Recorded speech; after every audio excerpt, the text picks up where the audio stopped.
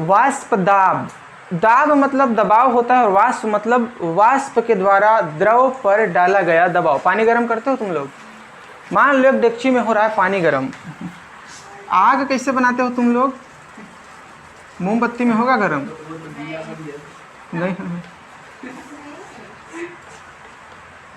ये पता नहीं कौन, अरे हटाओ ना भाई, ये जो भी हो इस आग के द्वारा इस पानी को किया जा रहा है गर्म, ढक्कन ढांक के, ठीक है। एक वक्त ऐसा आएगा जब पानी उबलेगा, खौलेगा, तो ये वाला पानी वाष्प बन के ऊपर जाएगा और ढक्कन पे डालेगा दबाव। ये पानी वाष्प बन के ऊपर जाएगा और इसका जो वाष्प बनेगा ना वो ढक्कन पे डालेगा दबाव, वही दबाव क्या कहलाता है? वाष्प दाब। डेफिनेशन क्या हो जाएगा? निश्चित ताप पर, निश्चित ताप पर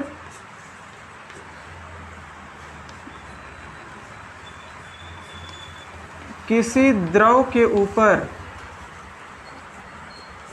वाष्प द्वारा आरोपित दाब को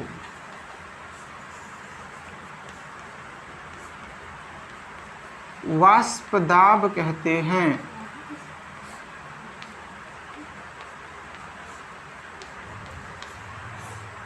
ठीक है, किसी निश्चित ताप पर किसी द्रव के ऊपर आरोपित दाब, किसी द्रव के ऊपर वाष्प के द्वारा आरोपित दाब को वाष्प दाब कहते हैं। मतलब अगर हम ज़्यादा ही गर्म कर दें ढक्कन ढांक के डेगची के पानी को तो ढक्कन हिलने लगता है। क्यों ऐसा होता है? क्योंकि इसमें कुछ ना कुछ तो बल होता है ना, क्योंकि पानी तो ऊपर नहीं टच कर रहा है।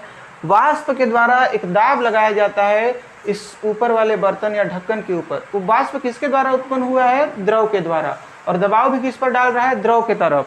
लेकिन इधर काम नहीं कर रहा है, ऊपर जा रहा है वाष्प, इसलिए इसको हिला देता है। तो हम लोग बोल सकते हैं कि निश्चित ताप पर किसी द्रव के ऊपर, ये वाला जो द्रव है ना, पानी, जल, इसके ऊपर ये वाष्प है, इसके द्वारा जो दबाव इस पर पड़ेगा ना, उसी दबाव को कहते हैं वाष्प दाब। वाष्प दाब से रिलेटेड राउल्ट नामक एक साइंटिस्ट थे, वो भी अंकल थे, उन्होंने भी एक नियम दिया था। ले दे के बहुत साइंटिस्ट इसी अध्याय में दे दिए हैं अपना योगदान। अब यहाँ पे ना राउल्ट एक साइंटिस्ट थे, उन्होंने एक वाष्प दाब से रिलेटेड एक नियम दिया था कि किसी भी विलयन का वाष्प दाब, किसी भी विलयन का वाष्प दाब मोल प्रभाज के समानुपाती होता है, मोल प्रभाज के समानुपाती होता है।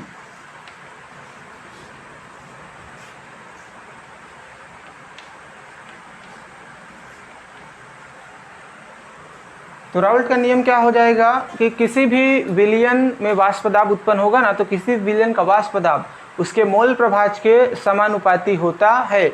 ये हो जाएगा उसका एक लाइन का नियम।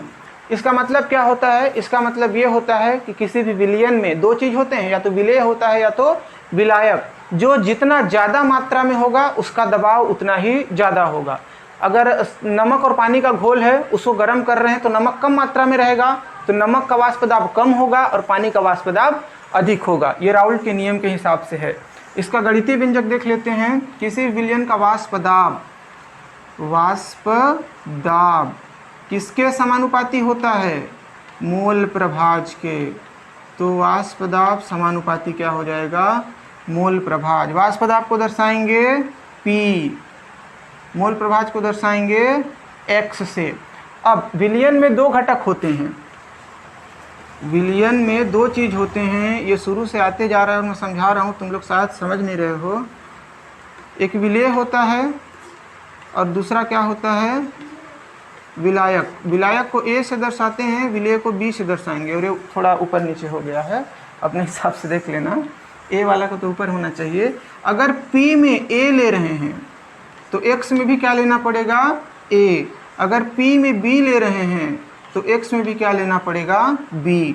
तो 1 2 3 ये तीनों क्या हैं? ये कैसे तीर करूं इधर? राउल्ट के नियम है। ठीक है, राउल्ट का नियम भी समाप्त हो गया। इसको ये हटेगा तो जाहिर से क्या लगता है? बराबर लगता है, वो तुम लोग लगा लेना। बाकी समझदार तो हो, बाकी मैं देख लूँगा। और ये वाष्पदाब